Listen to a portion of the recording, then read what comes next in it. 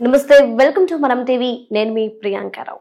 PCOD, PCOS ఇవి ఉంటే pregnant అవ్వడం సాధ్యమా కాదా, అసలు ఎందుకు వస్తాయి, ఇలాంటి విషయాలపై మనకి అవగాహన కల్పించడానికి ఈరోజు మనతో పాటు గైనకాలజిస్ట్ డాక్టర్ పృథ్వీ పేరం గారు ఉన్నారు. వారితో మాట్లాడి మరిన్ని విషయాలు తెలుసుకుందాం.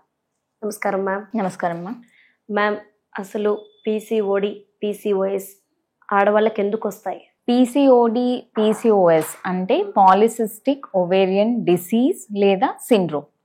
ఇది ఓన్లీ ఓవరీస్ వరకు ఉంటే దీన్ని డిసీజ్ అంటాము. అదే అదర్ సిమ్టమ్స్ లైక్ షుగర్ పెరిగిపోవడము, అతిగా అవాంఛిత రోమాలు రావడము, యాక్నే రావడం అంటే బాగా పింపుల్స్ రావడము, వెయిట్ పెరిగిపోవడం, ఇట్లాంటివన్నీ అవుతున్నప్పుడు దాన్ని పీసీఓఎస్ కింద పరిగణిస్తాం. ఇది జనరల్గా స్టార్ట్ అయినప్పుడు ఒక లైఫ్ స్టైల్ డిజార్డర్గా స్టార్ట్ అవుతుంది. దీనికి చాలా కారణాలు ఉన్నాయి. ఎందుకు వస్తుంది అన్నది ఒకటి మనం స్టార్ట్ చేసి చూస్తే ఎవరికి వస్తుంది, ఎందుకు వస్తుంది అన్నది. దీంట్లో చాలా కెమికల్స్ ఎక్స్పోజర్ ఉన్నప్పుడు, ఆరల్స్ మనం ఇప్పుడు ఇవాళ రేపు తింటున్న చాలా కలుషితమైన ఫుడ్ తీసుకుంటున్నాం. సో నేను యాక్చువల్గా పీజీ చదువుతున్న టైం అప్పటి నుండి చూసినట్టయితే అప్పుడు సగటున 10 మంది అమ్మాయిలలో 2 లేకపోతే 3 ఉండేది.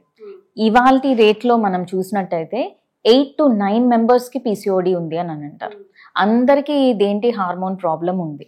ఎందుకు ఉంది అన్నది చూస్తే అప్పటి నుండి వాటి వరకు మనం ట్రాన్సిషన్ చూసినట్టయితే చాలా వరకు పొల్యూటెడ్ ఫుడ్స్, అడల్టరేటెడ్ ఫుడ్స్, బయట తినడం, ఫాస్ట్ ఫుడ్ తినడం, మనం తీసుకునే తిండి, మన లైఫ్ స్టైల్ అంటే అప్పుడు అంతవరకు నేనైతే ఎక్కువ సార్లు నైట్ షిఫ్ట్స్ ఎక్కువ మంది చేసే వాళ్ళని చూడలేదు. ఇప్పుడు ఆధునీకరణ, అర్బనైజేషన్ ఎక్కువ అవుతున్న తరుణంలో చాలా మంది కంప్యూటర్ సైన్స్ చేసిన వాళ్ళు, సాఫ్ట్వేర్ జాబ్స్ చేస్తున్న వాళ్ళు నైట్ షిఫ్ట్స్ చేస్తున్నారు. ఈ నైట్ షిఫ్ట్స్ చేయడంలో వాళ్ళకి తెలియకుండానే వాళ్ళు ఒక హార్మోనల్ ఇంబ్యాలెన్స్ లోకి గురవుతున్నారు. అమ్మాయిలే కాదు, ఈవెన్ అబ్బాయిలు కూడా గురవుతున్నారు. ఇది ఫస్ట్ అందరికీ తెలుసుకోవాలి.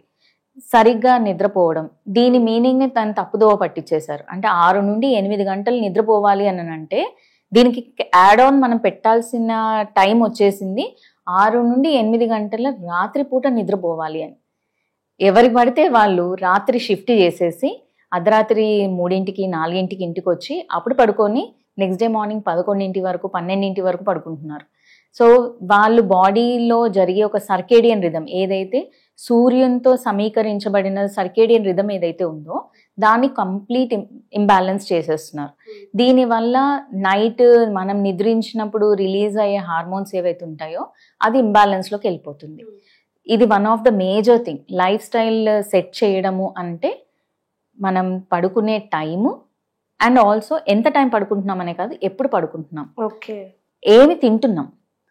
ఇవాళ రేపు నాకు తెలిసి అసలు ఎవరు కూడా ఫ్రూట్స్ అనేది ఏదో పెళ్ళిళ్ళకి వెళ్ళినప్పుడు లేకపోతే ఒక డెజర్ట్ లాగా లేకపోతే ఒక జ్యూస్ లాగా చూస్తున్నారు. కానీ యాజ్ సచ్ ఫ్రూట్ కూడా మన one of the important diet అన్నది ఎవరు చూడట్లేదు. అండ్ ముందు కాలంలో మనం చూసినట్టయితే చాలా వరకు రా ఫుడ్స్ తినేవాళ్ళు. అంటే పచ్చి కూరగాయలు, పచ్చి మాంసాకృతులు ఇట్లా తీసుకునేవాళ్ళు. ఇప్పుడు కంప్లీట్గా అన్ని ఫ్రైడ్, డీప్ ఫ్రైడ్, దాన్ని ఇంకా గార్నిషింగ్ ఇంకా అది చేంజెస్ అవుతున్నాయి. చాలా సాసెస్ వాడుతున్నారు అండ్ ఆల్సో దాంట్లో ప్రిజర్వేటివ్స్ వాడుతున్నారు. ఇవన్నీ తీసుకోవడం వల్ల కూడా ఇలాంటి ఎఫెక్ట్స్ అనేవి చాలా కనపడుతున్నాయి. హార్మోన్ మీద అది కంపల్సరీ ఇంబ్యాలెన్స్ అనేది జరుగుతూ ఉంది. ఇదే కాకుండా ఈ పరుగులు తీసిన ఇప్పుడు రాత్రి 4:30కి 5ంటికి షిఫ్ట్ పూర్తి చేసుకొని, దాన్ని రాత్రి అన్నారు, పొద్దున అంటారు, పొద్దున 5 గంటలకి షిఫ్ట్ పూర్తి చేసుకొని వచ్చి పడుకున్న వాళ్ళు 12:30, 1ంటికి లేసి వాళ్ళు రోజువారీ తీసుకోవాల్సిన బ్రేక్ఫాస్ట్ పోయింది, అర్ధరాత్రి ఫుడ్స్ అన్ని తీసుకుంటున్నారు. అదంతా అయిపోయినాక ఎప్పుడు ఎక్సర్సైజ్ చేయాలో వాళ్ళకి అర్థం కావట్లేదు. సో ఎక్సర్సైజ్ అనేది కూడా వాళ్ళ లైఫ్ స్టైల్లోకి వెళ్ళి మాయమైపోతుంది.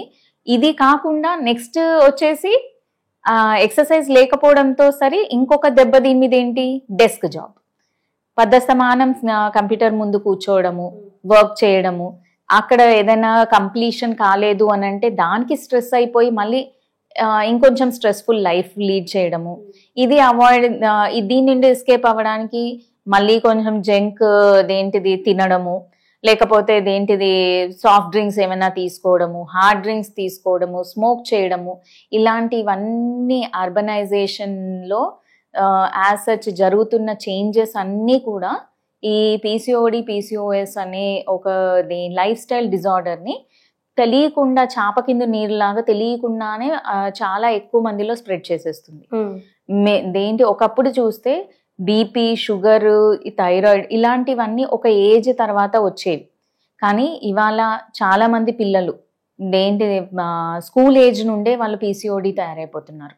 కానీ అప్పుడు ఆ ఏజ్లో ఇర్రెగ్యులారిటీ ఆఫ్ ద సైకిల్ ఉంటుంది కాబట్టి అప్పుడే మేము లేబుల్ చెయ్యం వాళ్ళని. అదే లైఫ్ ప్యాటర్న్ వాళ్ళు కంటిన్యూ చేస్తూ చేస్తూ ముందుకు వెళ్తున్న కొద్దీ వాళ్ళు కంపల్సరీ పీసీఓడి అయిపోతున్నారు. సో మనం తీసుకునే మన జీవన శైలి దాంట్లో వచ్చే మార్పులతోని ఇది అతి వేగంగా ముందుకు వెళ్ళిపోతుంది. దీన్ని బ్యాక్ తీసుకురావాలంటే ఫస్ట్ మన లైఫ్ స్టైల్ మేనేజ్మెంట్ చాలా ఇంపార్టెంట్. యా మ్యామ్, అంటే ఇలా పీసీఓడి పీసీఓఎస్ గనుక అమ్మాయికి వస్తే సో తను ప్రెగ్నెంట్ అవ్వడం సాధ్యమా కాదా?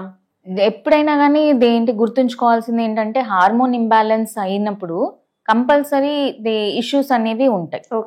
ఇప్పుడు ప్రతి సైకిల్లో ఒక ఋతుక్రమం అని మనం దానికి ఒక పేరు పెట్టింది ఎందుకు అని అంటే ఫస్ట్ 14 days ఆఫ్ ద సైకిల్లో ఎగ్ ఫార్మేషన్ అవుతుంది, అది రప్చర్ అవుతుంది. అప్పుడు ఒక ఆడ మగ సంక్రమించినట్టయితే అక్కడ నుండి రిలీజ్ అయిన స్పర్మ్స్ నుండి ఫర్టిలైజేషన్ జరుగుతుంది. ఆ తర్వాత ఫర్టిలైజేషన్ జరిగిన నెక్స్ట్ 14 daysలో అది implantation and the normal pregnancy positive రావడానికి ఒక 1 month సైకిల్ మిస్ అయినాక, ఇది ఒక నార్మల్ సైకిల్ గురించి.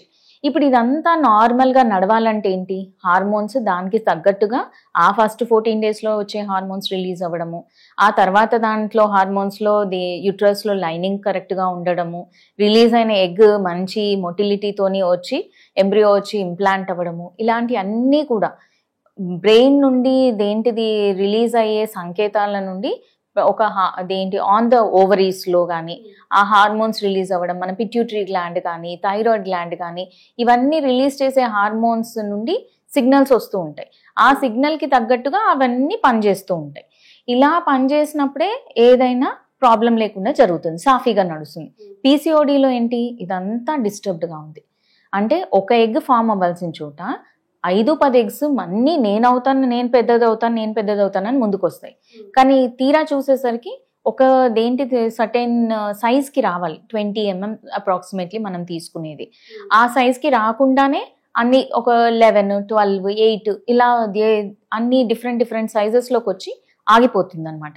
ఈ గ్రోత్ ఆగిపోయినప్పుడు ఫైనల్లీ అన్ని ఇమ్మెచ్యూర్ ఎగ్సే ఉంటాయి, ఏది కూడా రప్చర్ అవ్వదు. ఈవెన్చువల్లీ ప్రెగ్నెన్సీ రావడం అనేది తగ్గిపోతూ ఉంటుంది.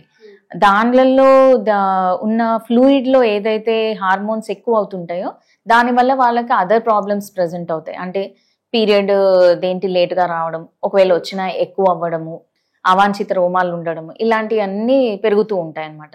సో ఈ పీసీఓడి పీసీఓఎస్ ఉన్న వాళ్ళు వితౌట్ ఎనీ మెడికల్ హెల్ప్ స్వతహాగా వాళ్ళంతట వాళ్ళు ప్రెగ్నెన్సీ రావడం అనేది కొంచెం కష్టం. ఒకవేళ డాక్టర్ గైనకాలజిస్ట్ సపోర్ట్ తోని వాళ్ళు దగ్గర లైఫ్ స్టైల్ మేనేజ్మెంట్ చేసి ప్రాపర్ మెడికేషన్ తోని తీసుకున్నట్టయితే వాళ్ళకి కూడా కంపల్సరీ మనం హెల్ప్ చేయగలుగుతాం ప్రెగ్నెన్సీ రావడానికి. Okay, right. Thank you so much. Okay.